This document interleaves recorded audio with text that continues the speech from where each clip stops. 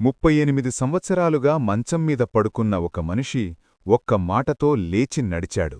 అది ఎలా సాధ్యమైందో తెలుసా? యెరూషలేములో ఒక చోటుంది, బేతెస్దా అనే చెరువు. అక్కడ అనేక రోగులు పడుకుని ఉండేవారు. అంధులు, కాళ్లజారినవారు, పక్షవాత ఉన్నవారు. ఆ రోజు అక్కడికి జీసస్ క్రైస్ట్ వచ్చాడు. అతను 38 సంవత్సరాలుగా బాధపడుతున్న ఒక మనిషిని చూశాడు. యేసు అతనిని అడిగాడు, నీవు స్వస్థత పొందాలనుకుంటున్నావా? ఆ మనిషి బాధతో చెప్పాడు, ప్రభూ, నీళ్లు కదిలినప్పుడు నన్ను చెరువులోకి దించడానికి ఎవరూ లేరు. నేను వెళ్లేలోపు ఇంకొకరు ముందే వెళ్ళిపోతారు. అప్పుడు యేసు ఒక్క మాట చెప్పాడు, లేచి నీ మంచాన్ని తీసుకుని నడువు. అంతే, అద్భుతం జరిగింది. ఆ మనిషి వెంటనే లేచి నడవటం ప్రారంభించాడు. కాని ఆ రోజు సబ్బతు రోజు. యూదులు అతన్ని చూసి అన్నారు, ఈరోజు సబ్బత్, నువ్వు మంచం మోసుకెళ్లడం తప్పు.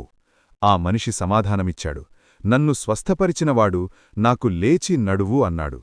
తర్వాత యేసు అతన్ని ఆలయంలో కలిశాడు. ఇకపై పాపం చేయకు, లేకపోతే మరింత కష్టం వస్తుంది.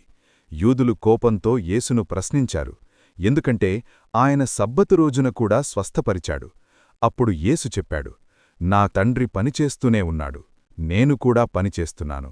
అతను తనను దేవుని కుమారుడిగా ప్రకటించాడు.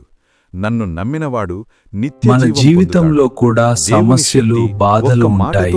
కానీ దేవుని మీద విశ్వాసం ఉంటే ఒక్క క్షణంలోనే పరిస్థితులు మారిపోతాయి. దేవుని శక్తి